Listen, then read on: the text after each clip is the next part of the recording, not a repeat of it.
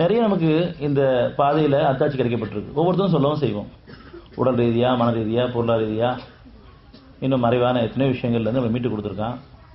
நம்மளையும் சரி, நம்ம குடும்பத்தையும் சரி, நம்ம சமுதாயத்தையும் சரி, ஒவ்வொருத்தரும் தனித்தனியாக உணர்ந்து பார்த்தோன்னு சொன்னால் அத்தாட்சி நிரப்பமாக கொடுக்கப்பட்ட சமுதாயம் நம்ம எல்லாருமே சொல்லுவோம். அத்தாட்சி கொடுக்கப்பட்டிருக்குன்னு சொன்னால் அத்தாட்சினாவே அது இறைவன்ட்டு வந்தது தான்.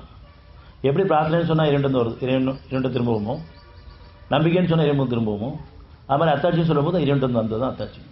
நமக்கு ஒவ்வொருத்தரும் தனித்தனியாக உணர்ந்து சொல்கிற அளவுக்கு நான் இறைவன்ட்ட கேட்டேன் கிடைச்சிச்சு, அல்லது நினைச்சேன் நடந்துருச்சு, அல்லது சில பிரச்சனை இருந்துச்சு, நான் பிரார்த்தனையோடு வந்தேன் எனக்கு சுகம் கிடைச்சிருக்கு அப்படின்னு நம்ம சொல்லாதவங்க யாரும் கிடையாது. அப்போ எவ்வளவோ பிரச்சனைகளை நம்ம சம்பாரிச்சுட்டு இறைவனுடைய மன்னிப்பையும் கருணையை கொண்டு இந்த பாதைக்கு வந்ததுக்கப்புறம் அந்த பிரச்சனை தீர்க்கப்பட்டு அந்த குழப்பங்களை நீக்கப்பட்டு தெளிவாக்கி நம்மளை வாழ வச்சுக்கிற நிலையில் இந்த சத்தியத்துக்கு நம்ம சாட்சியமாக இருக்கமான்னு பார்த்தா நம்ம கிடைச்சிட்டு இருக்க பலன்கள் இறைவழியில் மனசாட்சியின் படி வாழ விரும்பும்போது கிடைச்சிட்டு இருக்கும்போது நான் அதை மற்றவங்களை எடுத்து சொல்லும்போது நான் காரண காரியங்களை காமிக்கிறேன். இதுலேருந்து கிடைச்சிச்சு, அதுலேருந்து கிடைச்சுன்னு சொல்லிட்டு இது இறைவனுக்கு பொருத்தமில்லாத எண்ணமாகவும் பேச்சாகவும் இருக்கு. எதில் பலன் கிடைச்சிச்சோ அந்த பலனில் நம்மளும் வாழ்ந்துக்கிட்டு மற்றவங்களுக்கும் சாட்சியமாக எடுத்து சொல்ல வேண்டியவங்க இருக்கோம். ஆனால் நம்ம என்ன பலனை அனுபவிக்கிறது ஒன்று, நம்ம மேற்கோள் காட்டுறது இன்னொரு இடத்துல காமிக்கிறோம்.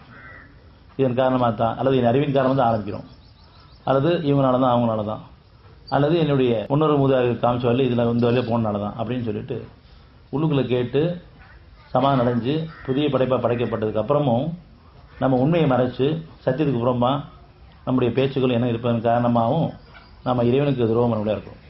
3:71 அத்தியாயம் 3:71 வேதத்தை உடையோரே, சத்தியத்தை அசத்தியத்துடன் ஏன் நீங்கள் கலக்குகிறீர்கள்?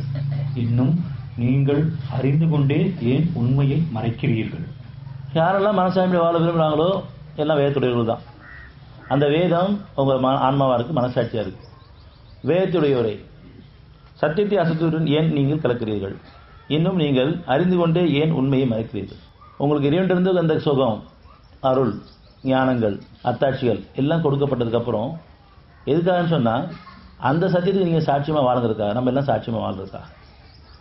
எந்த பாதையில் நமக்கு இந்த அத்தாட்சிகம் கிடைச்சிச்சோ, ஞானங்கள் கிடைச்சிச்சோ, தெளிவு கிடைச்சிச்சோ, சுகம் கிடைச்சிருக்கோ அந்த பாதைக்கு நீங்கள் சத்தியத்துக்கு சாட்சியமாக வாழ்றதுக்காக நம்ம எல்லாருமே. ஆனால் நம்ம அப்படி இருக்கிறோமான்னு பார்த்தா கேட்டது இறைவன்ட்ட கொடுத்ததுக்கப்புறம் நம்ம அறிவு கொண்டு பெருமை கொண்டு அதான் சுகமாகிடுச்சு, அதனால சுகமாகிடுச்சுன்னு ஏதோ ஒரு காரணம் காரியத்தை சொல்கிறோம்.